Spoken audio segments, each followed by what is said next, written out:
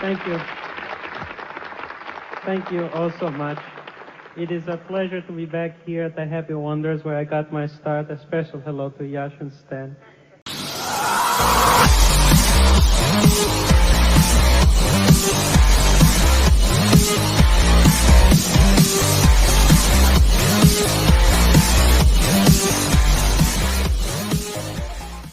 Oh, yeah. Hello, everybody. Welcome back to another edition of the Rock and Roll Geezers Show, your weekly rock news outlet out here in the upper Midwest. I'm your host, Murph, and we got an interesting show. Got a couple items about Grateful Dead. One good, one sad, if I may almost rhyme.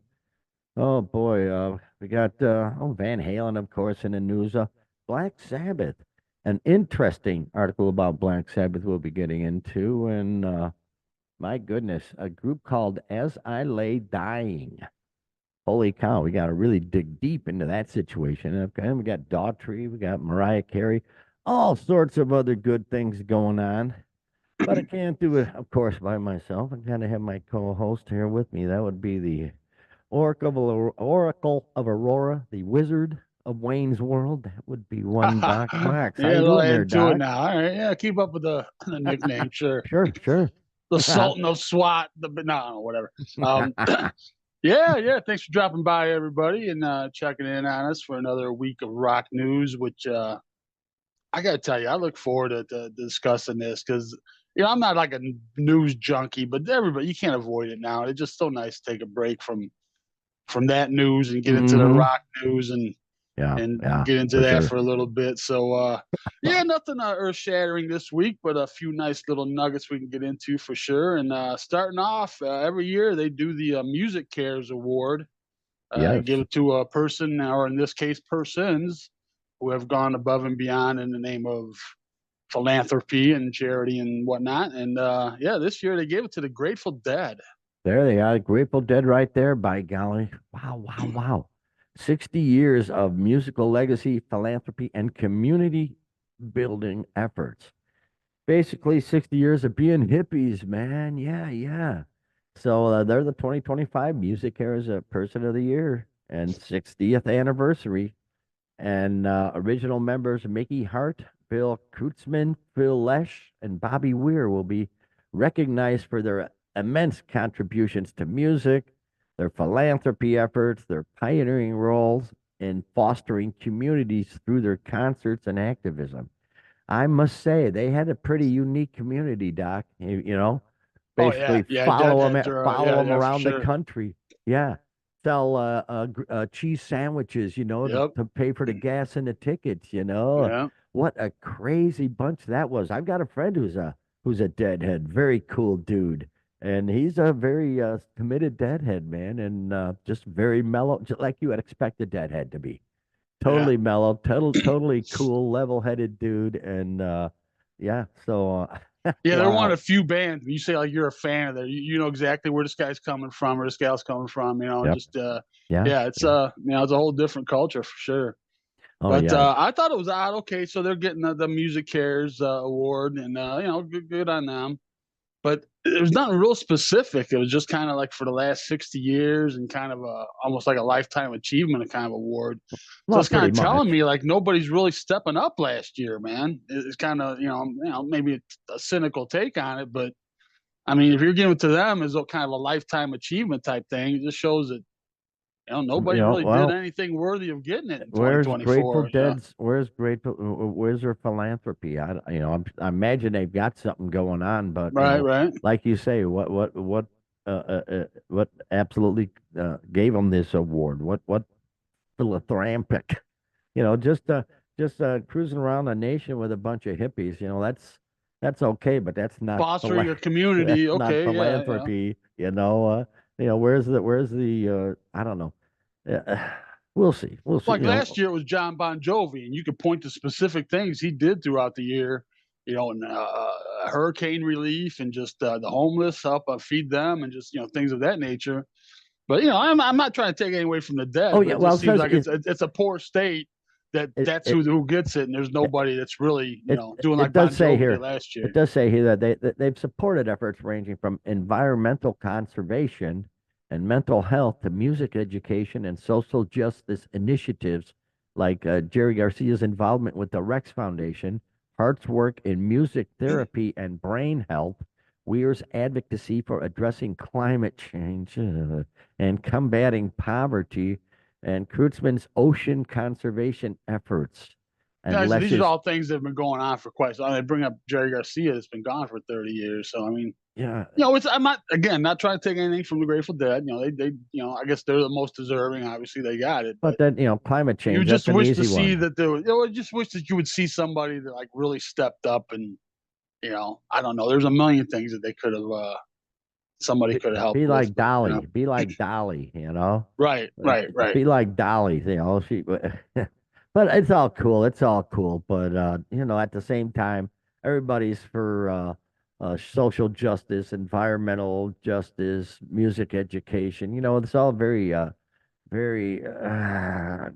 It's a gray area. There's no real specifics, but Yeah. nonetheless, good for them. They've been around for 60 Well, years. and on the positive, yeah, exactly. That they're still doing it, and that they've been doing it for that long, and that says a lot too. Maybe there was a time that they should have gotten something, but so Well, yeah, no, good better for them. late than never. But at the same time, we gotta move on, Doc. Here's talking about the dead. Oh, so sad.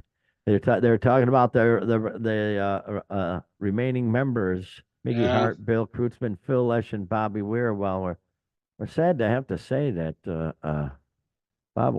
Phil Lesh has passed away. There he is, right there. Phil Lesh, founding member of the Grateful Dead, bassist Phil Lesh, passed away at age 84.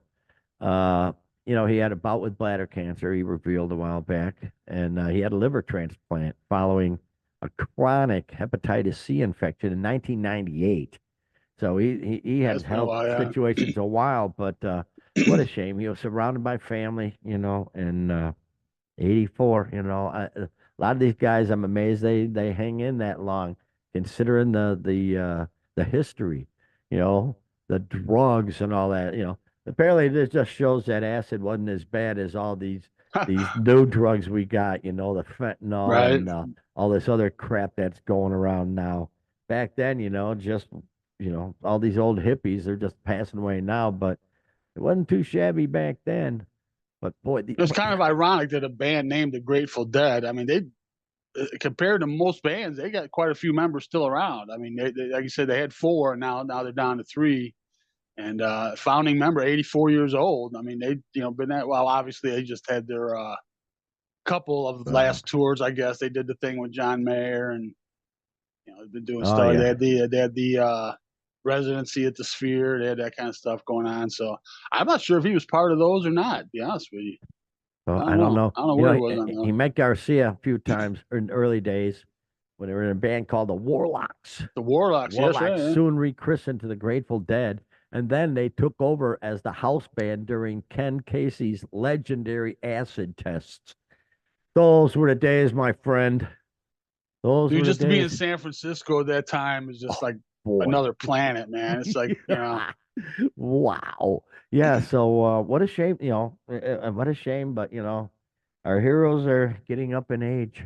There's nothing we can do about it. But what a legendary jam band. He wrote a few of their songs. He wrote Box of Rain, wrote Truckin'.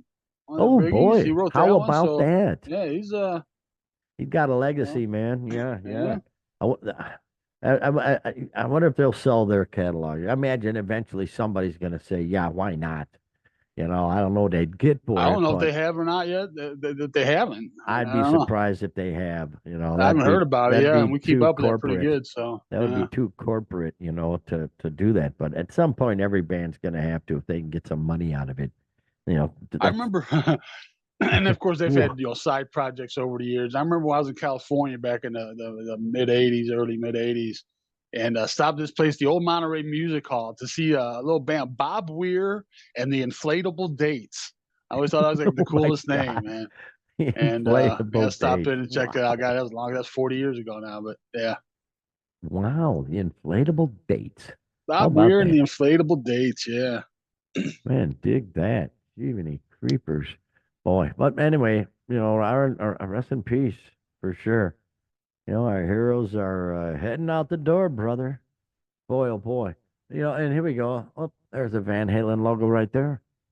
Alex Van Halen. The book came out, and man, oh man, oh man, wow! All sorts of interesting stuff coming out that the general public had absolutely no clue about, and coming out next week, I believe, as a matter of fact, or maybe this week.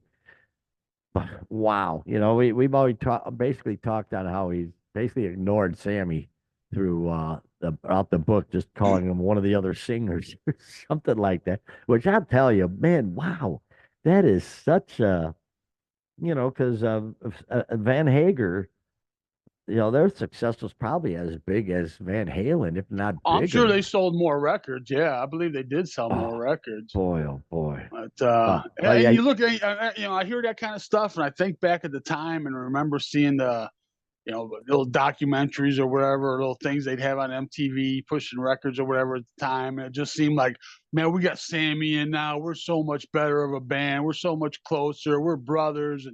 And to hear now they just like, yeah, he was another singer in the band. It just, I don't know. It's kind of disappointing, disheartening, but yeah.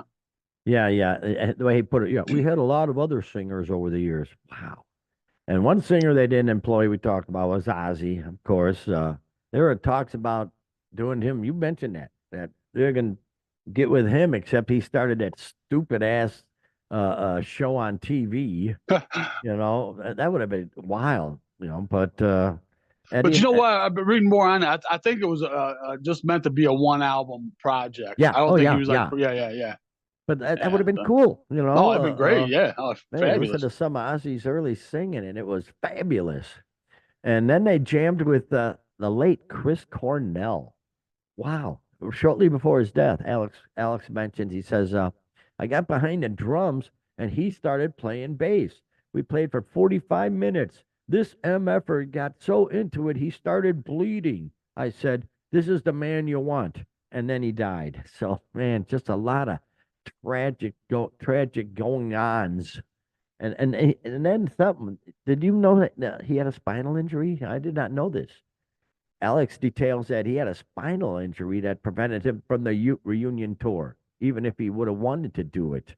And he says he's only recently getting better thanks to experimental stem cell therapy. Oh gosh, I go right to South Park when they talk about stem cells and Chris Superman. Christopher Reeves, yeah. Christopher, oh geez, oh boy, wow. I can't Yeah, think of Family it. Guy has a pretty good one on that too. Oh man, and he says he hurt his back at a shooting range. He said the rifle kicked me on my ass and it broke my back instantly. And then I spent a year on the floor just staring at the ceiling. We became best friends. And being a recovering addict, he refused opiates for the pain. So holy schmokums, we better get him some Diamond Dallas Page yoga going on there and fix his back. By golly, man, oh man, oh man. But yeah, I want to know what kind of rifle I'll be Yeah, one I'm little. trying to picture that in my mind, man. How you break your back from the kickback on a rifle, man. That's just yeah. Well, it ain't your AR assault weapon or whatever the hell they call it. Uh, Boy, it'd have to be like a 50 caliber or something. My gosh, to kick your ass that hard. But even a 50 cal, I mean, I've seen gals fire I 50 can't imagine. cals. Yeah, I don't know. Yeah, so what There's the some heck? Maybe some he other was licensed, circumstances involved there. I don't know. wasn't expecting it, or 12 gauge with deer slugs there, so I don't know. That's what my 12 gauge is loaded with, baby. Yeah.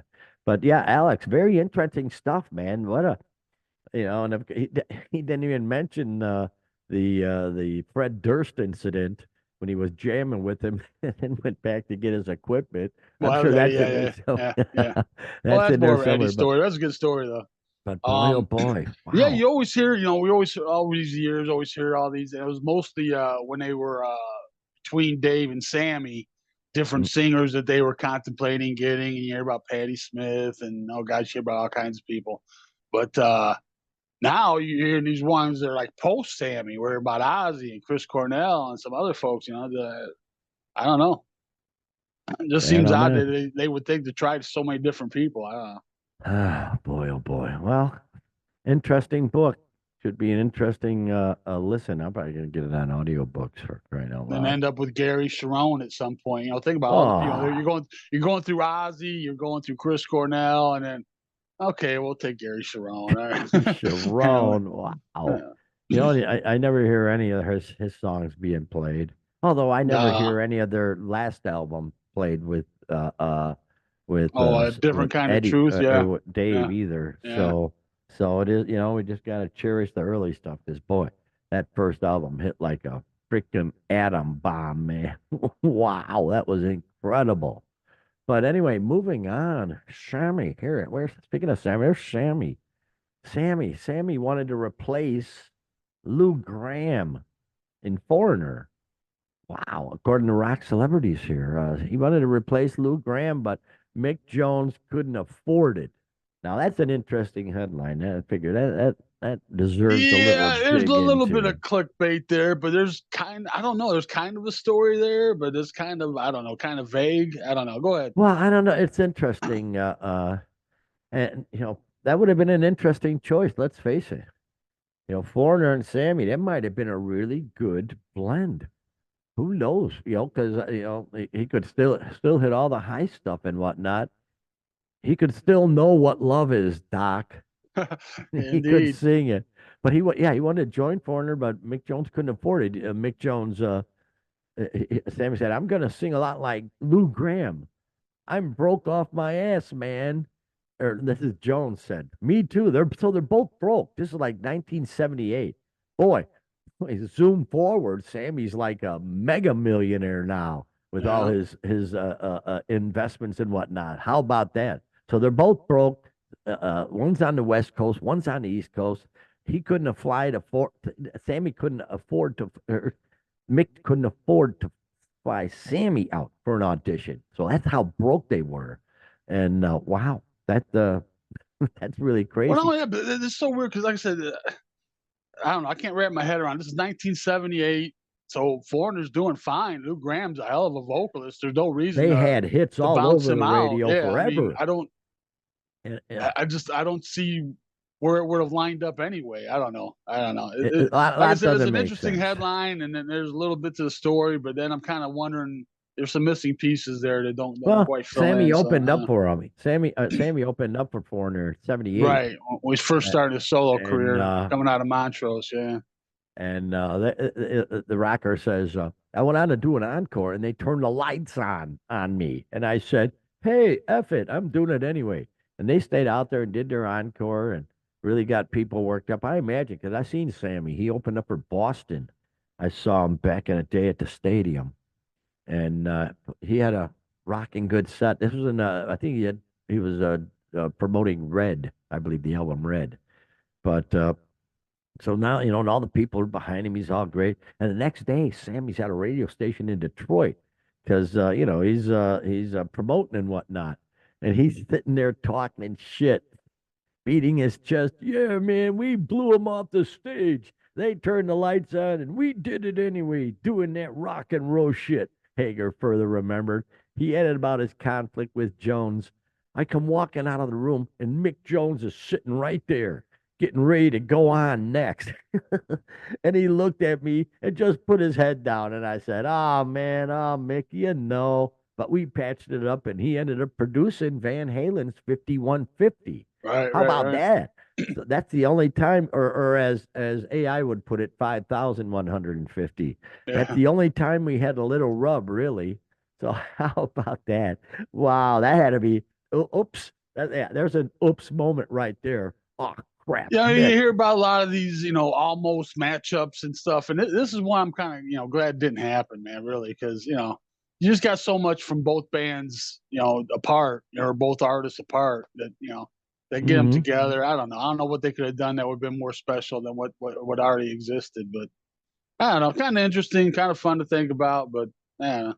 Yeah, it is what it is. Like I say, he wouldn't have ended up in Van Halen. He wouldn't have, who knows? Would have changed the course of history. The butterfly effect. We'd be living in an alternative universe. I'll tell you, and man. Sammy Hagar joined Foreigner. Oh Yeah. my gosh. Yeah. Yeah. Boy. Wow. He sure did good for Van Halen, man. And although I'm not real hip on I'm less hip on the Hagar than I am the Van Halen stuff. Oh, sure. I mean, it was just plus seeing I'm in '78 opening for It was Black one of those Sabbath. things. That's I mean, sort of obviously, it was a big deal. Here it is, 40 years going on plus years, and we still talk about it like it just happened. Just. But my take's always been I just kind of look at them as two separate bands. They had a couple of the same guys in each band. They're three yeah, of the same guys. It was just different bands. So yeah, yeah. They went a lot more keyboards and synths and shit. oh yeah, And Van Hagar yeah. Just were enjoy each band for what they were, and bingo. Yeah, yeah, exactly. Can't compare. Can't compare. Don't you dare. Oh yeah. Well, anyway, moving on. Oh, Sabbath. There's Sabbath, bloody Sabbath. Yeah, there they are, by golly, the boys. And it turns out that the U.S. premiere of Birmingham Royal Ballet's Black Sabbath, the ballet, will take place in May 2025 at the Virginia Arts Festival. How about that? The ballet's coming across the waters, my man. It will make its U.S. debut in Norfolk, before careful how you say that. I know, yeah, before traveling to the Kennedy Center in hoity-toity Washington, D.C. Oh, yes, dear. It's Black Sabbath, dear. Have you ever heard of that? Oh, no, Muffy. No, Muffy, I've never heard of them. Well, they're coming to the Kennedy Center. Oh, good riddance, them hoity-toities. They have no idea. But in any case, yeah, yeah. Carlos Acosta, he's the director of this crazy, wacky thing. He's thrilled. I am thrilled to be bringing Black Sabbath the ballet to Norfolk for its U.S. premiere. So, oh boy, it's a global phenomenon, I guess. He says, as a global phenomenon, Black Sabbath is probably Birmingham's greatest cultural export, and we look Oh, forward I to don't know about welcoming that. music and ballet fans alike to see the show. The audience and critical response in the UK was overwhelmingly positive, so we have high hopes that the US will embrace this cultural collision in the same way. I can't wait to see their reaction. Oh, brother. I don't Well, I know. guess yeah, Black Sabbath would be their biggest export. I thought that the ballet itself would be he was saying, but yeah, this is one of our favorite things, man. We've been keeping up with this since it first came up, man. Just the idea of it, I just love it. And of course, Oh, they man. started off in Birmingham, and Tony was there, and Sharon, everybody was there, and hit big, and then now they're taking it on the road and bringing it over here, which we hoped that they would, and here it comes. So, just those couple stops right now, but. If, as the guy says, it's a global phenomenon, hopefully it's gonna keep rolling. And Damn, I I don't got, know. Would you like to go see? I don't know. I'm sure I don't tickets know. aren't cheap, man, but Uh, I don't know. uh, My, what do you it's a little call bit those? out of my Those realm. eyeglasses, the Oh, right. hoity-toity things, Yeah, and the well, opera top glasses or hats, whatever. Yeah. opera glasses. Yeah, that'd be cool, though. Just all whacked out, going to the opera, dressed to the nines, with your tails and whatnot. But nonetheless, yeah, for black, although everybody should be dressed in total black.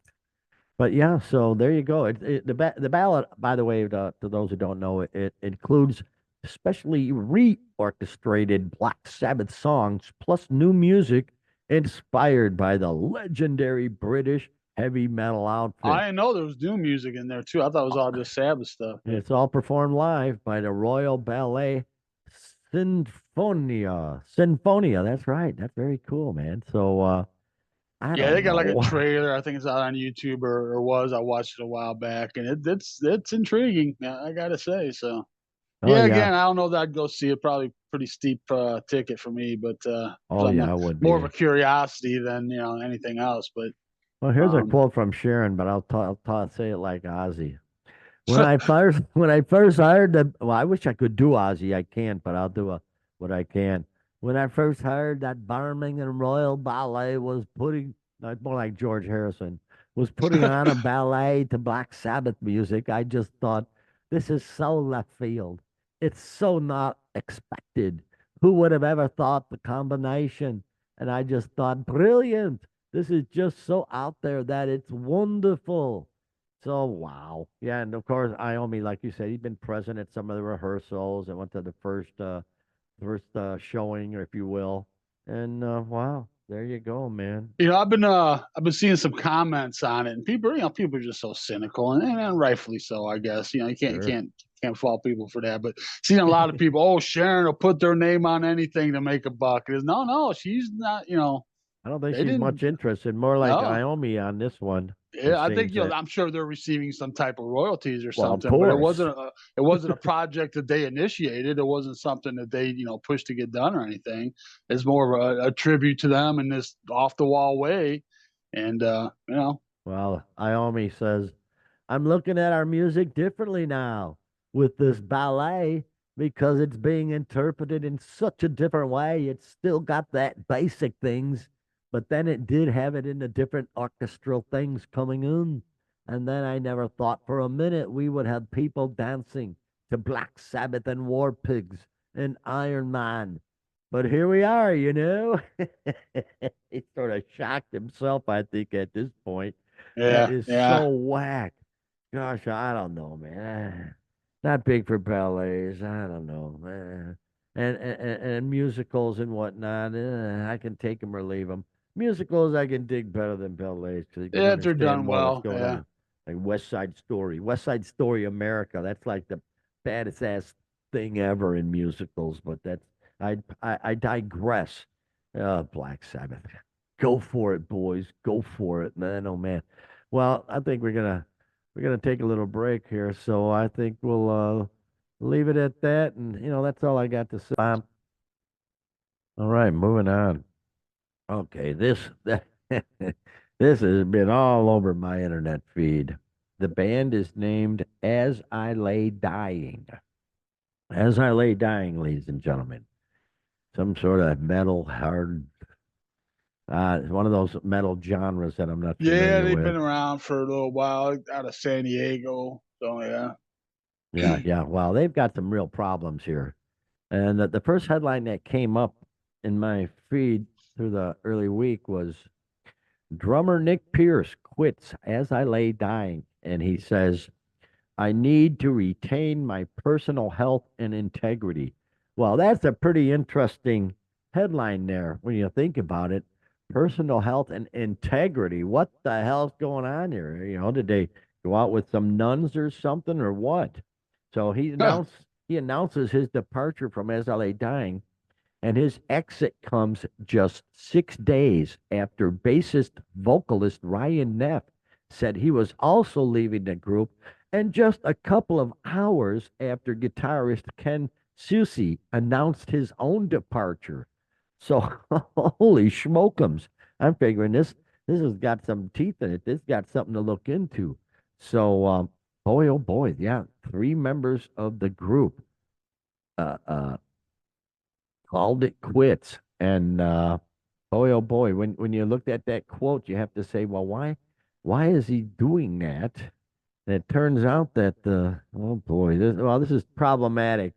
Their lead singer, by golly, lead singer, where is his name? Tim Lambesi.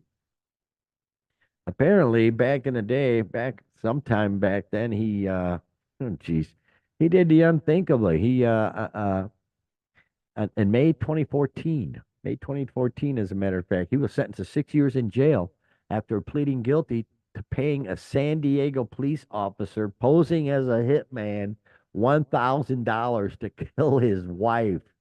Oh, wow. Wow. That's not too rock and roll there. Holy schmokums. And he spent 2.5 years in a facility. A California detention facility and then transferred to the Division of Adult Parole Operations. So, yeah, I can sort of see the members of the band saying, well, I don't want to play with a guy who you can't piss off at all or you're going to kill you. What the hell kind of mindset? Yeah, but Wow. why is this just coming up now, right? I mean, I, I- you the- think coming out of prison, that. I mean, but go ahead and see why well, it's coming no, up you're now. right, though. You're right, though. It's been years. Uh, well, in 2018, they played their first show in 5 years. They released a new single, and Lambesis also owned up to his crimes in a long apology on the band's Facebook page. boy, that's just one of them things that, it's not a drunk driving offense, pal. With all due respect, it's you tried to get your wife killed. Wow. And wow, boy, oh boy. And she was estranged at the time, but yeah, you don't kill her, Jiminy creepers. So, I can see a rough road coming back from that, quite honestly. Well, now there's new domestic violence incident allegations, I guess. Or I didn't see the word allegation, so maybe it is a known fact. But involving his new wife, Danny is it Lambassis? I'm not sure. I don't know this band. I don't know their history too much, but this is quite a story. There was very few times have we seen so many articles flying around about this story. But so apparently, there was some domestic violence incident with his wife Danny, and where she changed her account, her social media account, back to her maiden name Mhm. Garcia, and then changed it back again. And now she's denying that anything happened. So something happened, Oh obviously. boy, oh Something boy. happened. So now she's kind of getting on her husband's side and denying anything happened. But they've closed down their tour. They got a tour coming up. A couple other bands, one named Decapitated. So that gives you an idea. Yeah, good times. Well, that Bring the yeah, kids. gee, yeah, their European tour, yeah, yeah, and they haven't really made much of a statement about it, but they officially canceled the whole doggone tour, and boy, oh boy, not surprised. Crying out loud, they had three, basically lost the whole band, and decapitated. Yeah, what? What?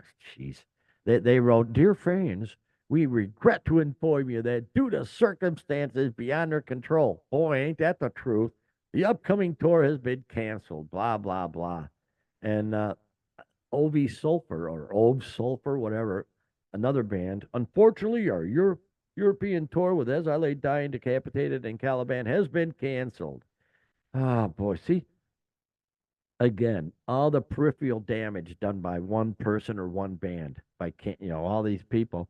Yeah, they probably weren't going to make squat, but nonetheless, jeez, there Right. you go. Another screwed up situation, and So there's just remains is the guy Tim, and then the guitarist, and he's hasn't put out a statement yet, but he's saying has only partially addressed the situation, saying he's preparing a statement, is trying to navigate the business side of everything. I will oh, be making a personal statement shortly on where I stand on the As I Lay Dying situation. There is a lot more of the bureaucracy business that slash business that I am navigating at the moment, but I will share more with you once a clear path of moving forward presents itself. That's a wow. very political kind of answer there. That's not telling you too much. Well, politics, yeah. Well, yeah, you're in sort of a unique situation, pal. Geez, you gotta, who knows, a psychopath in your band at this point. My gosh. Wow. Oh my gosh, this is just sad, sad, sad, man. But oh well, it happens to the best of them, I guess. So what do you do, man? Freaking A. And Yeah, they're making statements like, yeah, Nick Pierce, I need to distance myself from the band in an effort to retain my personal health and integrity. Ken Susie, my personal morals have recently been tested to a breaking point. So, and everything. As I Lay Dying's 2019 album, Shaped by Fire, has been removed from multiple streaming services. So what the hell? Why would you remove it? You don't have to remove it. So what? There's another weird situation. So apparently jeez, it's I don't just know. cancel culture is just so bizarre. I mean, I'm sure what if he abused his wife. I'm sure there were domestic abuse situations back in the '70s that we never knew about, or he Yeah, probably, yeah, I don't yeah. know, Right. just such a Yeah, different world now. yeah. At the same time, though, you're right though. Social media gets a hold of something, right or wrong, and it can be the death of a band for sure. The Yeah. total destruction of a band. So, holy cow! Just they really made a mess of themselves. Yeah, so they're off the streaming services. It's just horrible, dude. I don't know what to do, man. So wow. But there you go. That don't number one, don't hire a hitman to kill your wife because no matter what happens, Especially once you for $1,000, man. That's like a a discount grand, hit, man. wow, Yeah, you're gonna get busted on that one, man. You gotta holy get somebody cow! who knows what they're doing, man. You gotta get a And don't they watch yeah. TV? All right. I watch way too much TV and YouTube at this point. I'm happy to admit it, ladies and gentlemen. Police activity, the YouTube page, police activity. Check it out. It's insane. We're Americans are insane, but yeah.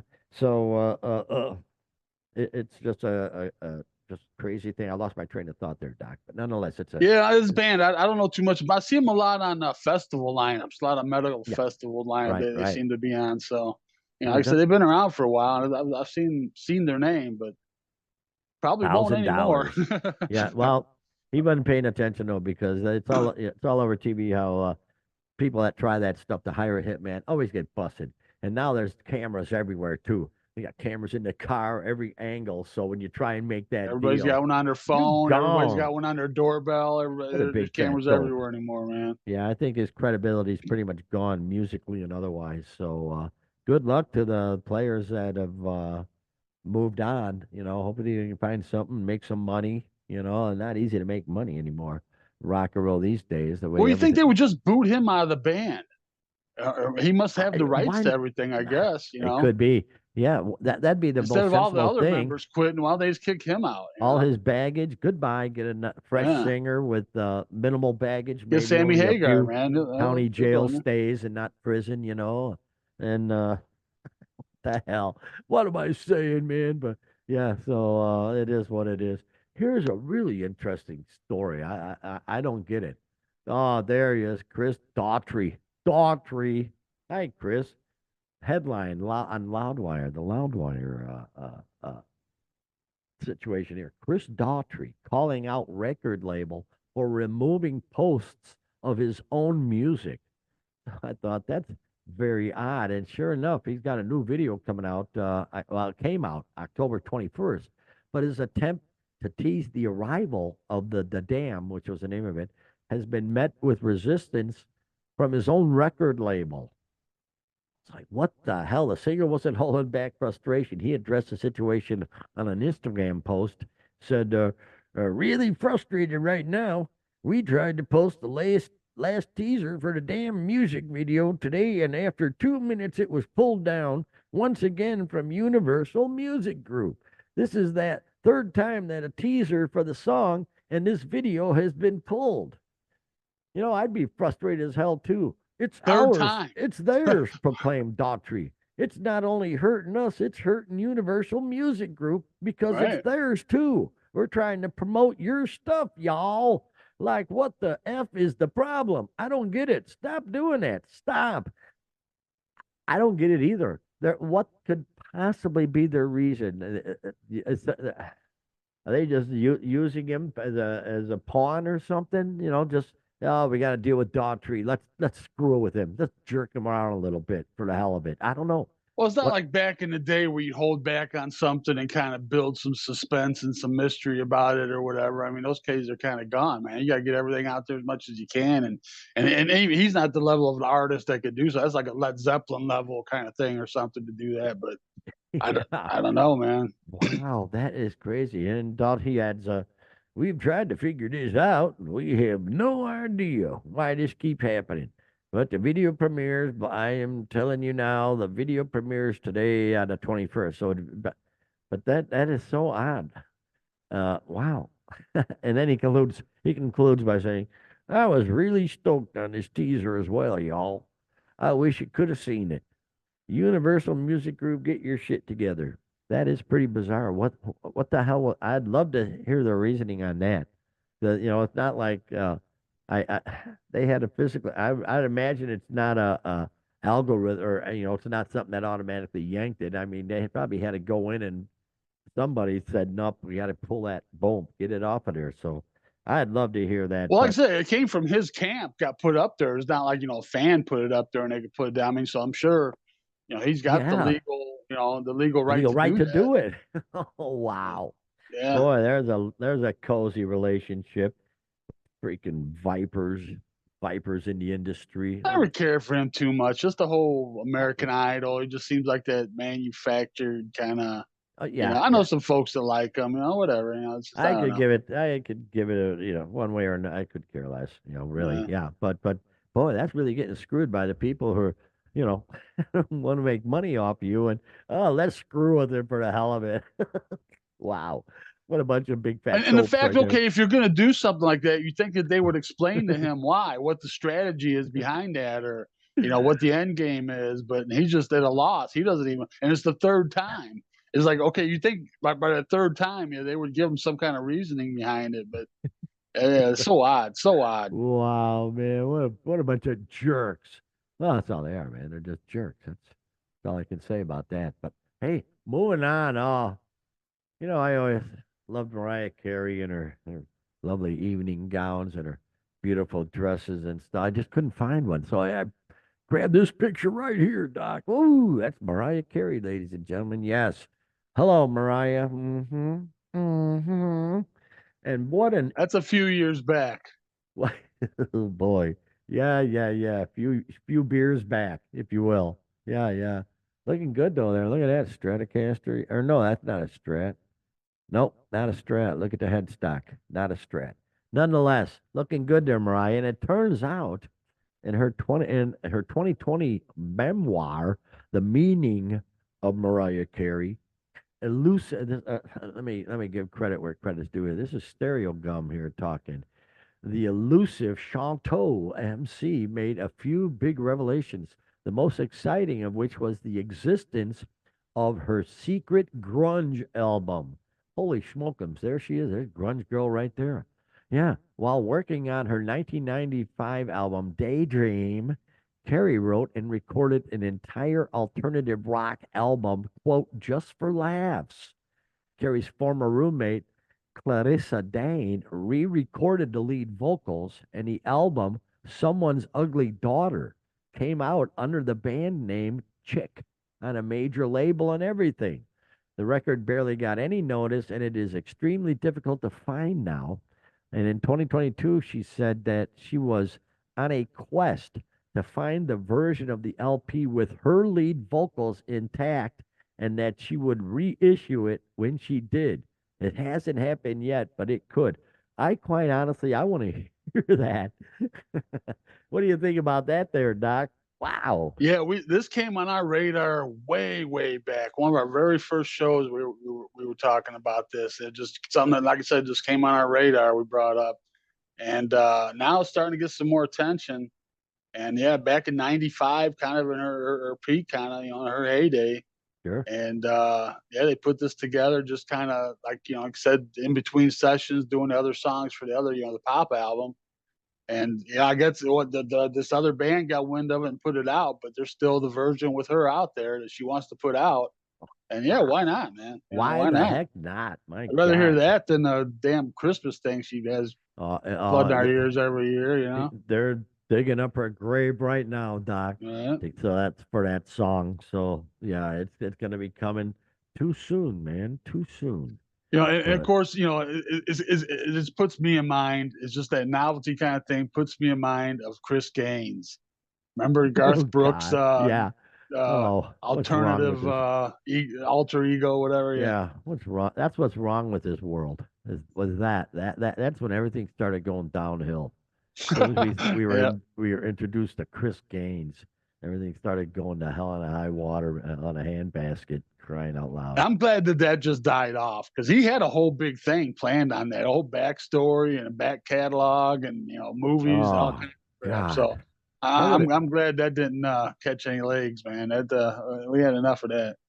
that would have been horrifying. Yeah, yeah.